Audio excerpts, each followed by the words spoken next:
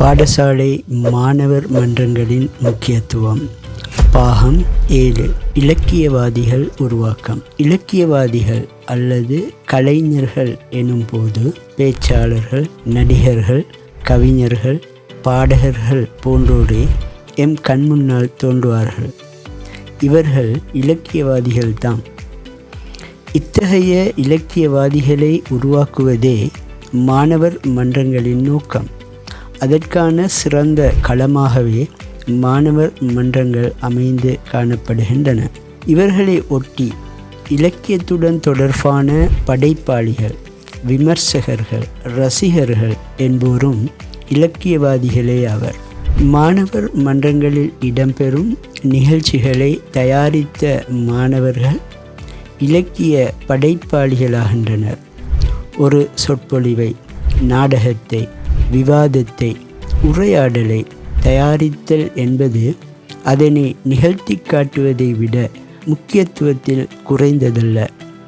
ஒரு கலை நிகழ்ச்சியை ரசிகர்கள் பார்வையிடுவதற்காக கலைஞர்களை தயார்படுத்தும் பணியில் ஈடுபடுவோர் மிக முக்கியமானவர்களாவர். இத்தகைய படைப்பிலக்கியவாதிகள் உருவாவதற்கு மாணவர் மன்றங்கள் வழி சமைக்கின்றன. இந்த படைப்பாளிகள் மறைவாக இருந்து முக்கியமான பணியை செய்கின்றனர். ஒரு கட்டிடத்துக்கான அத்திவாரம் போன்றவர்கள் இவர்கள். மேலும் நிகழ்ச்சிகளை அவதானித்து அதன் குறை நிறைகளை முன்வைக்கக்கூடிய விமர்சகர்களையும் மாணவர் மன்றங்கள் மூலமாக உருவாக்கலாம்.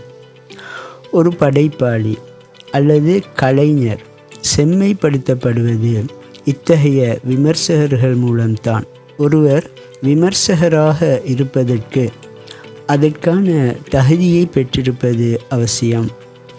ஒரு கவிதையை பற்றி, உரையை பற்றி, நாடகத்தை பற்றி விமர்சிக்கும் ஒருவர் அந்த விடயங்கள் பற்றி கற்றிருக்க வேண்டும்.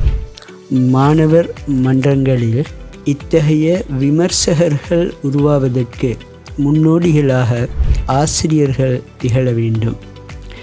எந்த விடயத்தை எந்த கண்ணோட்டத்தில் அணுகி முன்வைக்க வேண்டும், விமர்சனத்தை முன்வைக்கும் பாணி யாது என்பவற்றை ஆசிரியர்களிடமிருந்து மாணவர்கள் கற்றுக்கொள்ள வேண்டும். இதனூடாக எதிர்காலத்தில் ஆக்கப்பூர்வமான கலை இலக்கிய விமர்சகர்கள் உருவாக முடியும். இலக்கிய விமர்சகர்கள் போலவே கலையை விரும்பக்கூடிய ரசிகர்களும் உருவாக்கப்பட வேண்டும்.